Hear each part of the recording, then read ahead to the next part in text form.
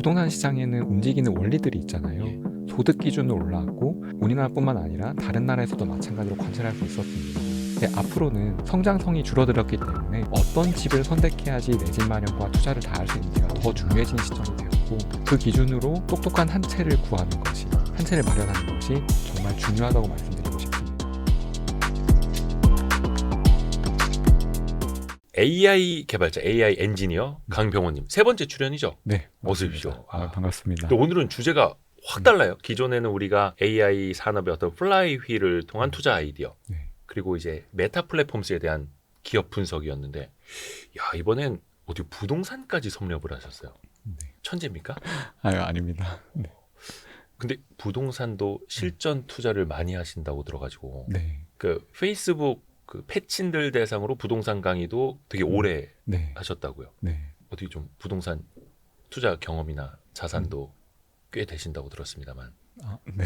근데 또 이제 우리 병호님이 구체적으로 그걸 또 공개하시기는 부담스러워하셔서. 네. 근데 이제 서울에 아파트 여러 채 있다 정도까지만. 네. 네네. 거기까지만 말씀드리는 게 좋을 것 같습니다. 제가 그 정도 있으면 저는 막 맨날 떠벌리고 다녔을 텐데. 해서 부동산 시장도 실전 투자자로서, 그리고 뭔가 AI 엔지니어다운 막 어떤 수치, 데이터로 접근을 하신다면서요. 네. 그게 대략적으로 설명을 하자면 어떤 방식인 거예요? 우리가 일반적으로 부동산 투자를 한다고 하면 이거 많이 오를 것 같아, 이런 감으로 투자하는 그냥 경우가 되게 많았었잖아요. 입지, 감, 네. 아파트 브랜드 뭐 이런 거. 네. 근데 저는 주식 투자도 퀀트로 시작을 했었고, 그리고 다른 뭐 여러 가지 일을 할 때도 데이터를 분석해서 접근하는 경우가 되게 많았는데, 네. 결국 부동산도 퀀트적으로 접근하면 잘 되지 않을까라는 생각으로 처음 접근했었거든요.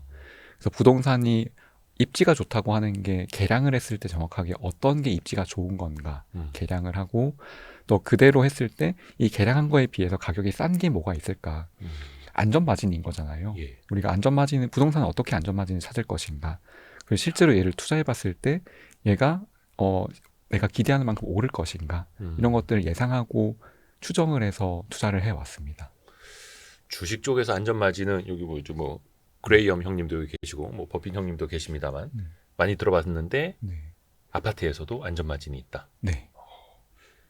그 부동산 투자를 그러면 시작을 한 게 한 언제쯤부터 하신 거예요? 제가 대학생 졸업하고 바로 시작을 해서 부동산 대학교 졸업했는데 돈이 있어요? 네, 열심히 모아서 진행을 했습니다. 대박이시네. 네. 대학생 때도 돈을 좀 버셨어요? 아니요, 그때는 뭐 과외를 하거나 이런 되게 작은 돈으로 시작을 했었고요. 와. 근데 제가 부동산 투자 자체는 관심이 많았어서 제가 고등학교 때 꿈이 음아파트 갭 투자자였거든요. 고등학교 때 네. 선생님이 네 꿈이 뭐니? 저는 은마아파트 갭 투자입니다. 네, 선생님이 물어보면 그때 그렇게 얘기하면 혼나니까 그렇게는 얘기 안 했는데, 제 마음속에는 항상 음아파트 갭 투자자였습니다. 이야. 그 당시에 이제 제가 어떤 뉴스를 봤는데 되게 인상 깊었거든요. 네네네. 어떤 분이 인터뷰를 하셨는데, 네. 뉴스 기사에서 음아파트 배경으로 어떤 직장인 분이 인터뷰를 하셨는데, 요즘에 빚 갚느라 너무 힘든 것 같아요, 이런 그 인터뷰가 있었습니다. 뭐 영끌족이었나? 네, 그 당시에 연결족이셨던 것 같아요. 제가 예. 고등학생 때. 네. 근데 그거를 보고 저도 모르게 이게 나의 미래다, 이 생각을 하게 돼서 그때부터 부동산 관심이 많아졌습니다. 하기사 그때 그런 식으로 좀 레버리지 투자를 했으면 지금 뭐 아주 그냥 노후까지 편안하게 준비가 되어 있을 텐데, 그렇죠? 근데 항상 어느 시점이 되든 간에 그 당시로 돌아가면 그 당시에도 집값은 비쌌어요. 네. 심지어 조선 시대에도 집값이 되게 비쌌대. 한양에 집이 별로 없었대. 네. 막 쫓겨나기도 하고.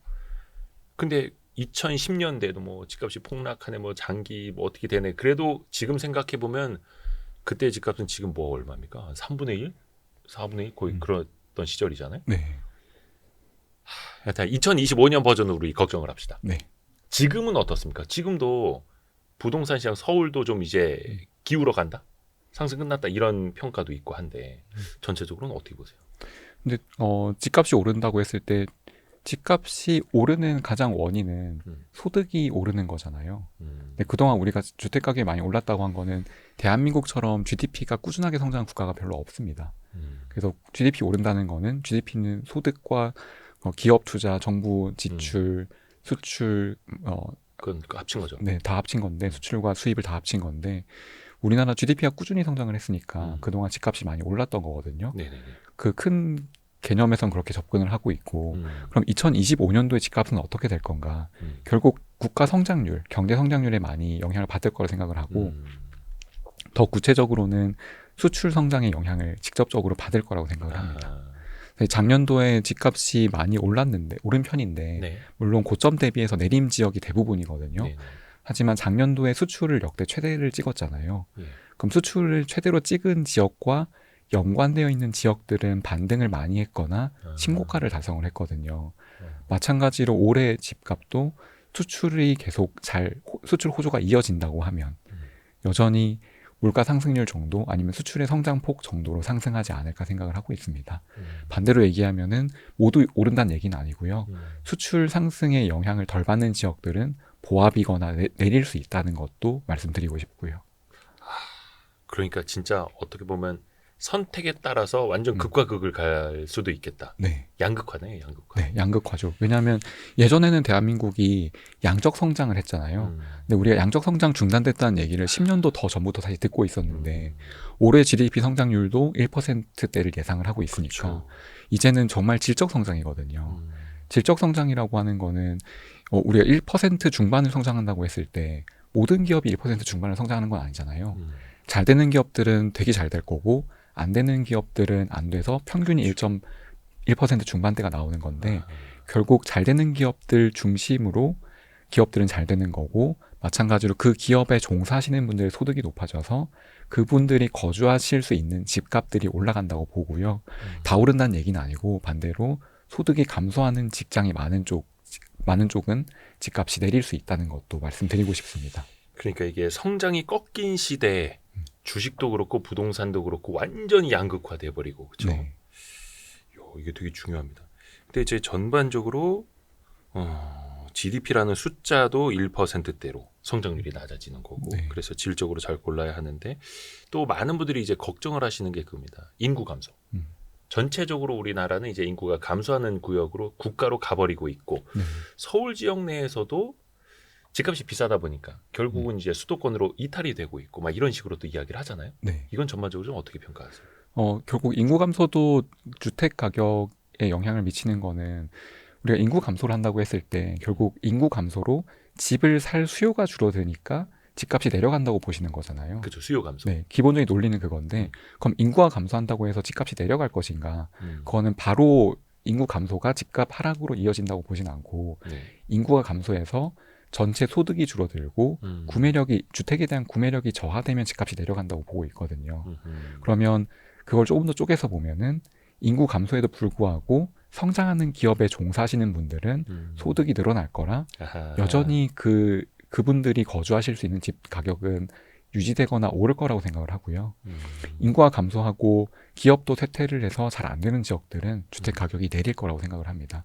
너무 기본적인 거긴 하잖아요. 네. 왜냐하면 소득이 줄어드니까 집값이 내려간다.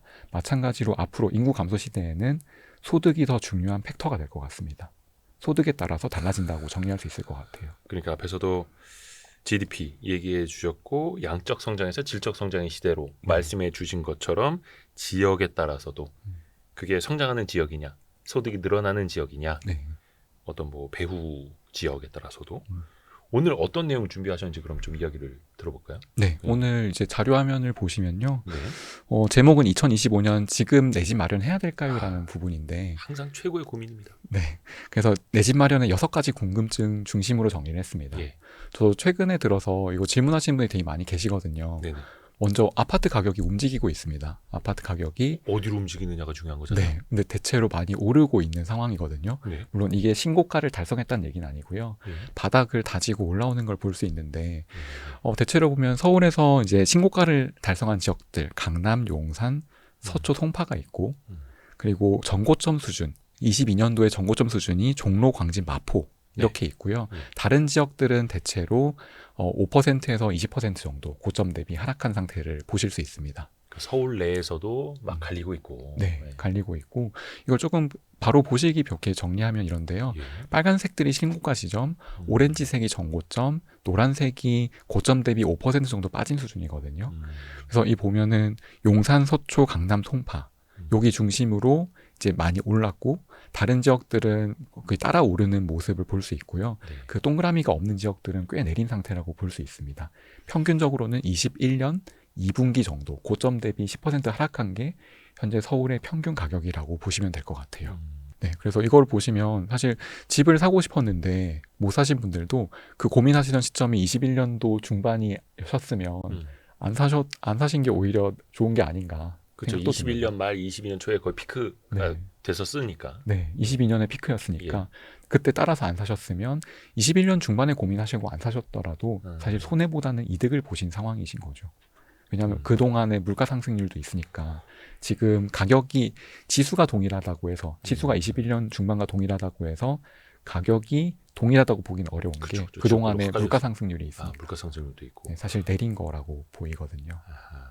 그래서 어떻게 보면은 21년도에 집을 안 샀던 사람한테 25년은 기회냐 네. 이걸 봐야 되는 건데. 네, 기회냐 아니면 여전히 경계해야 될 지점인가 봐야 되는데 다른 지역 조금 더 보겠습니다. 예. 경기도 보면 성남시 쪽은 마이너스 5% 정도, 부천은 마이너스 10%. 부천이 생각보다 반등을 많이 했고요. 반등을 한 거예요? 네, 반등 저점을 다지고 많이 반등을 한 상황. 네. 고점 대비 약 10% 빠진 정도입니다. 수원, 안양, 안산 쪽, 고양, 용인은 고점 대비 15% 정도 빠진 상태라서 여전히 회복이 많이 필요한 상황이고요. 다른 지역들을 보시면 아마 영상 보시는 분들은 모든 지역을 보실 테니까 네. 다른 지역들 요 참고해 보시면 대체로 21년도 정도의 가격을 21년 초중반 정도의 가격으로 많이 돌아온 걸 볼 수 있습니다.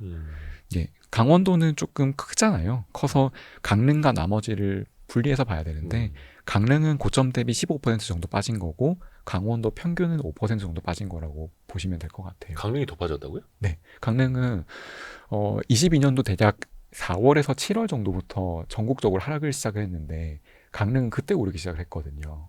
좀 뒤늦게. 네, 많이 뒤늦게 올랐는데 그때 느낌이 조금 이상하긴 했습니다.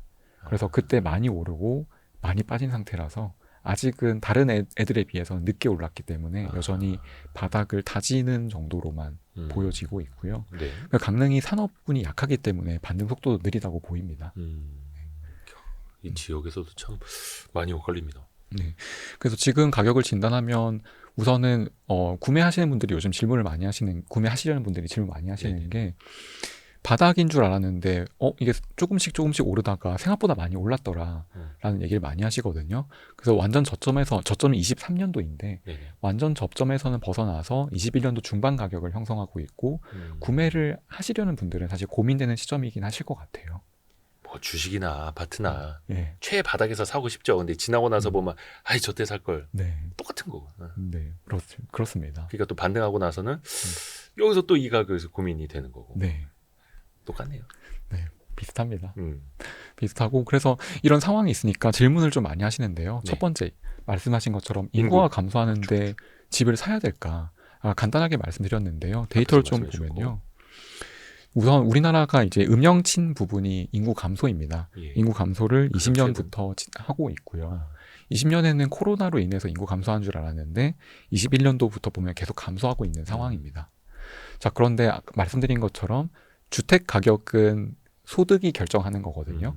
정리하자면 주택 가격은 소득의 함수라고 볼 수 있는 거고 우리나라가 집을 사면 다 오른다고 했는데 사실 하나 놓치고 있는 게 있어요. 예. 놓치고 있는 게 그동안 여기 이미지에서 보시듯이 얘는 원화환산 GDP인데 실질 GDP인데 네.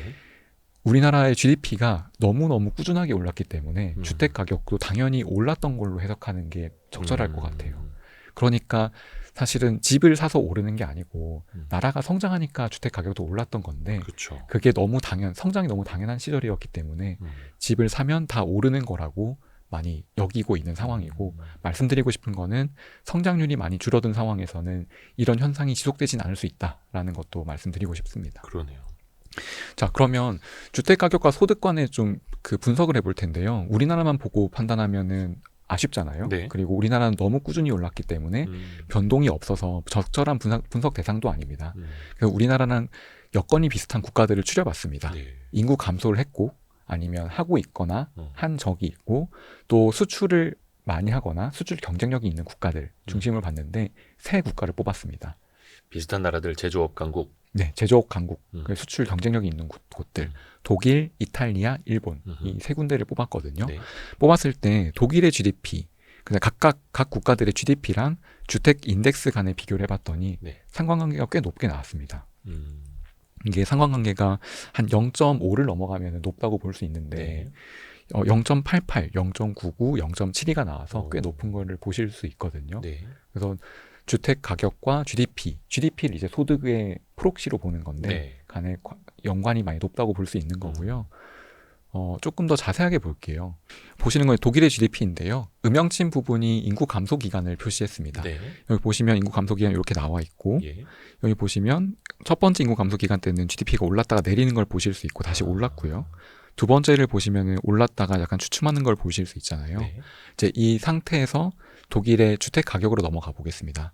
넘어가면 마찬가지로 인구 감소 기간에 GDP가 오른 구간들에는 주택 가격도 올랐고 인구 감소 기간에서도 약간 시차는 조금 다르지만 GDP가 오르면서 나중에라도 주택 가격이 오르는 걸 볼 수가 있습니다.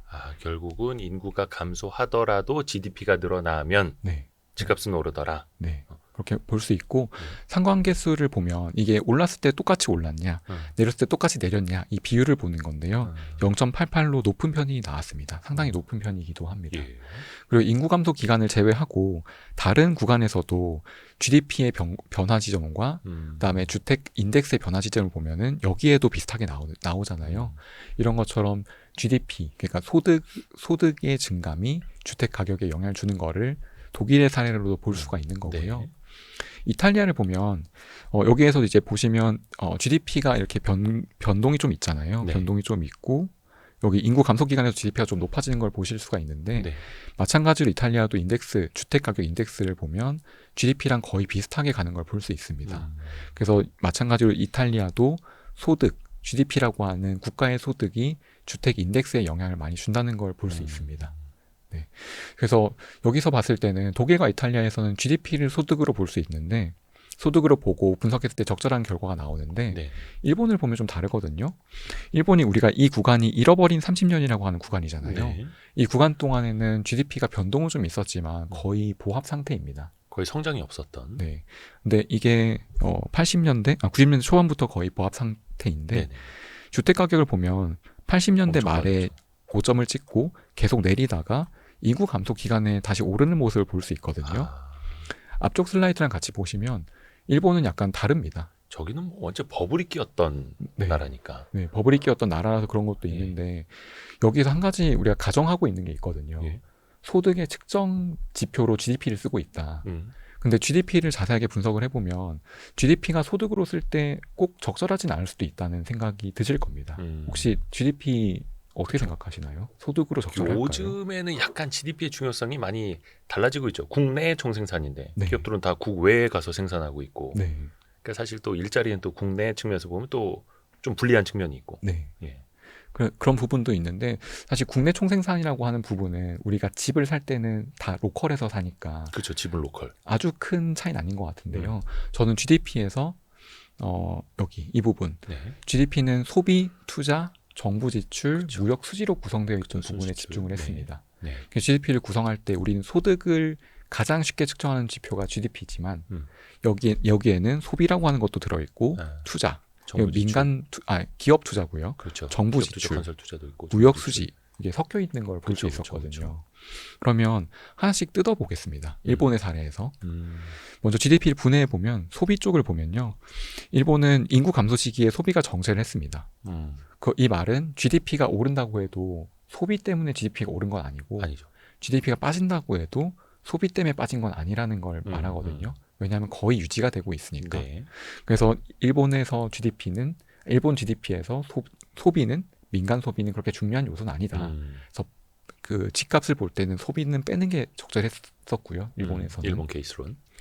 투자를 봤을 때는 인구 감소 시기에는 서브프라임 이후에 일본 기업들이 다시 경쟁력 강화를 위해서 구조조정을 마치고 다시 투자를 늘려서 투자가 늘어나는 모습을 볼 수가 있는데 투자는 인구 감소 시기에는 GDP를 늘렸지만 네. 여전히 고점 대비로는 낮은 모습을 볼 수 있거든요. 네.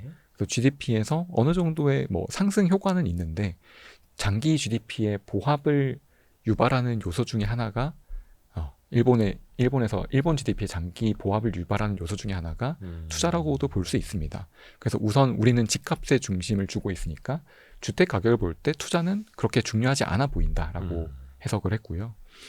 정부 지출을 보면 일본은 거의 돈이 많은 국가니까 거의 상수처럼 정부 지출이 증가를 합니다. 네, 그냥 쭉 증가를 하거든요. 그래서 이것도 마찬가지로 너무 꾸준하기 때문에 주택 가격에 영향을 주기에는 주택 가격 분석하기에는 적절하지 않다고 해서 뺐고요. 마지막 남은 게 무역 수지입니다. 근데 무역 수지는 수출에서 수입을 뺀 건데 무역 수지만 보면 또 일본이 원자재 수입이 많아서 수지가 그렇게 좋지는 않거든요. 네. 근데 여기에서 수지에서 수출과 수입을 이제 같이 나눠서 봐야 되는데 직관적으로 생각하기에는 무역 수지가 좋아야지 나라가 성장한다고 생각을 할 수 있지만 뭐 플러스 마이너스만 놓고 보면 네. 하지만 우리가 포커스를 맞추는 거는 집값인 거고 집값에서는 저는 수출이 더 중요하다고 봤거든요. 그죠. 생산해서 팔아야 되니까. 네. 팔아야 되고 그 팔아서 실적이 잘 나온다면 기업의 실적이 높아지는 되니까. 거고 기업의 실적이 높아지면 그 소득이 가계로 이전이 되어서 주택을 구매할 수 있는 돈이 된다고 생각을 그쵸. 해서 여기에서는 수출로 접근을 했습니다. 그래서 일본에서는 일본의 사례를 보고 이런 과정들을 통해서 수출이 중요하다고 접근을 했고요.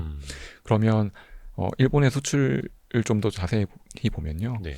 우선 일본 수출 데이터를 뽑아왔습니다. 뽑아오면은 인구 감소 시기에 수출이 꾸준히 늘어난 걸 볼 수 있습니다. 수지랑은 다르게 꾸준히 늘어나는 걸 볼 수 있는데 네.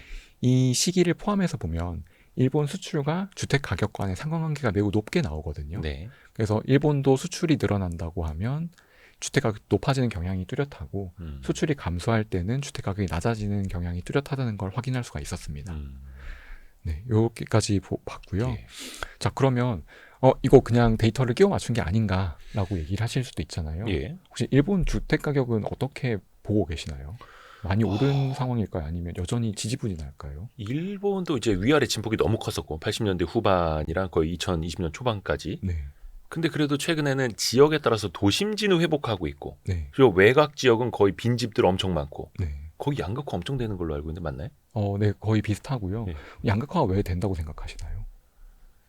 결국은 수요인데 네, 그 수요도 지역에 따라서 너무나 달라지겠죠. 네, 뭐 약간 들어서 좀 노인들이 사는 지역일 수도 있겠고 음. 노인들마저도 사실은 요즘 노인들은 도심지에서 내가 살던 곳에서 살고자 하고 네, 그러니까 저기 지역에는 뭐 빈집 버려져 있어도 아무도 신경 안 쓰고 네, 철거도 못하고 뭐 이런 상황이라던데요. 네. 비슷한가요? 네, 비슷합니다. 근데 현상은 거의 저도 비슷하게 인식을 하고 있는데 네.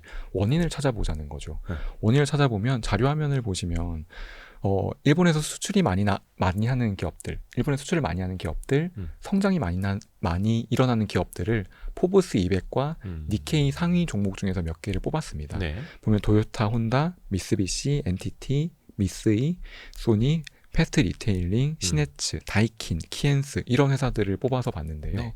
우선 본사 소재지와 공장 소재지를 봤습니다.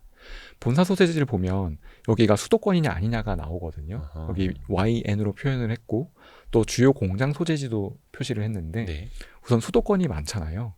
우리가 수도권이 저 yes Y예요? 네, 어. Y가 수도권에 있는 네네네. 기업들입니다. 꽤 많이 있잖아요. 어.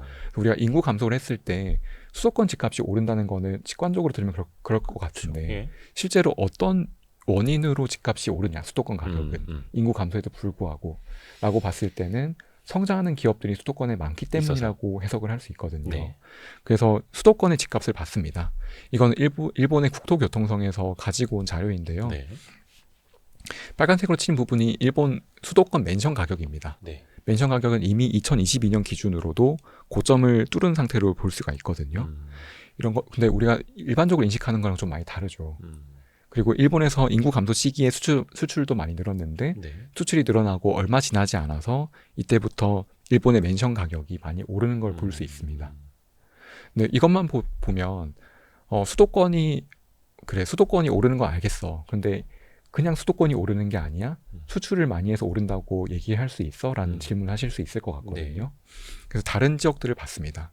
다른 지역을 보면은 아까 도요타, 소니, 미쓰비시가 있는 아이치현 그리고 미쓰이, 다이킨, 키엔스가 있는 오사카를 봤는데요. 네. 이 지역에서도 마찬가지로 수출이 많이 일어나는 지역들은 일본의 맨션 가격, 우리나라의 아파트 가격은 꽤 많이 오른 걸 볼 수 있었습니다. 자료 자체는 2017년 4월까지 나온 자료인데 일본이 이제 공개되는 무료 자료로는 이 정도가 한계라서 조사를 이렇게 했는데요. 2007년부터 17년까지가 의미가 있는 기간이거든요. 2008년부터 일본이 인구 감소를 시작했으니까 그 기준으로 봤을 때는 인구 감소에도 불구하고 기업이 경쟁력을 회복하고 수출을 많이 하는 경우에는 주택 가격이 꽤 오른 거를 볼 수가 있었습니다. 역시 그래서 수출이 중요하고 네. 우리나라도 어쩔 수 없이 수출로 먹고 사는 나라이니 네. 수출 신경 쓸 수밖에 없는 거고 그것도 역시 지역에 따라서. 네. 그래서 앞에서도 소득이 중요하다. 네. 말씀해 소득이 주셨던 게 중요하다. 바로 그거고. 라고 해석을 하고 있습니다. 어. 근데 아까 자료에서도 마찬가지로 그 단독주택 가격은 내렸거든요. 네. 그래서 우리가 일반적으로 인식하기에는 일본 집값은 거의 안 오르거나 올라도 조금 오른다고 인식하고 있지 않나요? 그렇죠. 근데 여기 자료에서도 단독주택은 마이너스 10%라든지 마이너스 14%를 찍어서 실제로 수출이 많이 일어났음에도 불구하고 내린 모습을 볼 수 있습니다. 예. 근데 이게 어떻게 해석을 해야 되냐라고 보면요. 예. 다음 사진을 보시면 일본의 주택을 보면 이게 제가 에어비앤비로 일본 놀러 갔을 때 빌린 집이거든요. 예. 이게 되게 오래된 목조주택입니다. 단독주택. 네, 단독주택. 어. 근데 일본의 단독주택은 목조주택이고 어. 일본은 지진이 많은 나라잖아요. 그쵸.